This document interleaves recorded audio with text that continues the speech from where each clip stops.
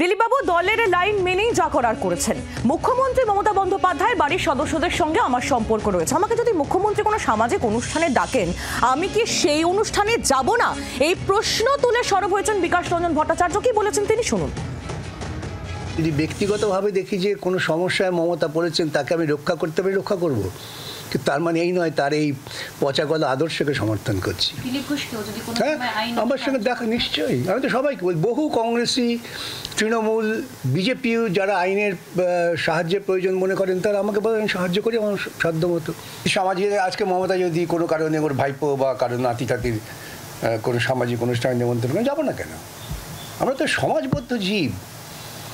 সমাজটাকে তো আমরা উন্নত করতে চাই, সমাজটাকে আমরা মধ্যযুগে নিয়ে যেতে চাই না। আমি কালীঘাটে ওর পরিবারের যারা আছেন সকলের সঙ্গে আমরা বন্ধুত্ব, পরিচয়, আলাপ, রাস্তাঘাটে দেখা হলে কথা হয়, কেন হবে না? অসুবিধায় পড়বে তাই আমি নাম করছি না, অনেকেই তো আমার কাছে আসেন। মমতা বন্দ্যোপাধ্যায়ের বাড়ির লোক আপনার কাছে আসেন? হ্যাঁ, আসুন না কেন, অসুবিধা কি আছে?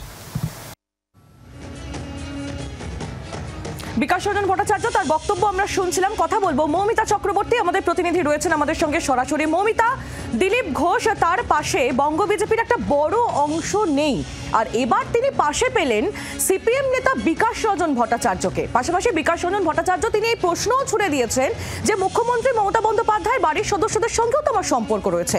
যদি মুখ্যমন্ত্রী কোনো সামাজিক অনুষ্ঠানে আমায় ডাকেন, তাহলে কি আমি যাব না?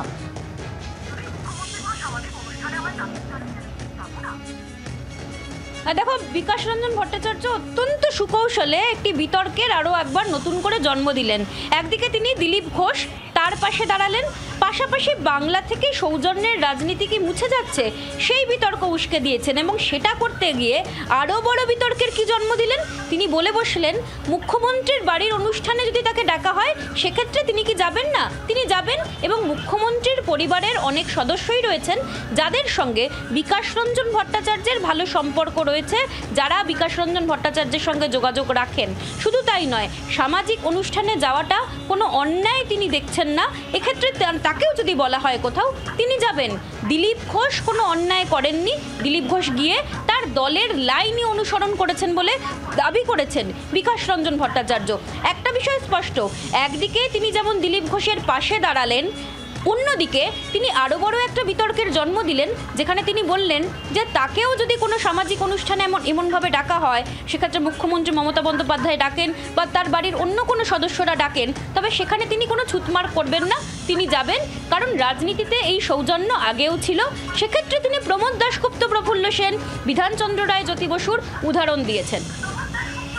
ধন্যবাদ মৌমিতা। মৌমিতা চক্রবর্তী আমাদের প্রতিনিধি ছিলেন আমাদের সঙ্গে সরাসরি। আপনাদের আরও একবার জানাই, দল পাশে নেই, কিন্তু দিলীপ ঘোষের পাশে এবার দাঁড়ালেন সিপিএম নেতা বিকাশ রঞ্জন ভট্টাচার্য। রাজনীতিতে ব্যক্তিগত সম্পর্ক থাকবেই, জগন্নাথ মন্দিরে যাওয়ায় কোনো অন্যায় নেই। দিলীপবাবু দলের লাইন মেনেই কাজ করেছেন। মুখ্যমন্ত্রীর সঙ্গেও আমার বাড়ির সদস্যদের সম্পর্ক রয়েছে। আমাকে যদি মুখ্যমন্ত্রী মমতা বন্দ্যোপাধ্যায় কোনো সামাজিক অনুষ্ঠানে ডাকেন, তাহলে আমি কি সেই অনুষ্ঠানে যাব না? একেবারে এই প্রশ্ন তুলেই সরব হয়েছেন তিনি। আমরা এই বিষয়ে বিজেপির প্রতিক্রিয়া নিয়ে নেব, কি বলা হচ্ছে বিজেপির তরফ থেকে আমরা জানবো। বিজেপি বিধায়ক শঙ্কর ঘোষ এই মুহূর্তে রয়েছেন আমাদের সঙ্গে। শঙ্কর বাবু, দিলীপ ঘোষের পাশে দাঁড়ালেন সিপিএম নেতা বিকাশ রঞ্জন ভট্টাচার্য। তিনি বলছেন যে দিলীপ ঘোষ যে কাজ করেছেন তা আপনাদের দলের লাইন মেনেই করেছেন। পাশাপাশি তিনি এও বলেছেন যে মুখ্যমন্ত্রী মমতা বন্দ্যোপাধ্যায় বাড়ির সদস্যদের সঙ্গে আমার সম্পর্ক রয়েছে। মুখ্যমন্ত্রী যদি আমাকে বাড়ির কোনো অনুষ্ঠানে, সামাজিক অনুষ্ঠানে ডাকেন, তাহলে আমি কি সেই অনুষ্ঠানে যাব না? প্রথমত আমি বলি যে বিজেপির প্রতিক্রিয়া নয়, বিজেপির একজন সাধারণ কার্যকর্তা, জনপ্রতিনিধি হিসেবে আমি বলবো যে ভারতীয় জনতা পার্টির একমাত্র লক্ষ্য পশ্চিমবঙ্গে আমাদের, সেটা হচ্ছে তৃণমূলকে হাঁটানো।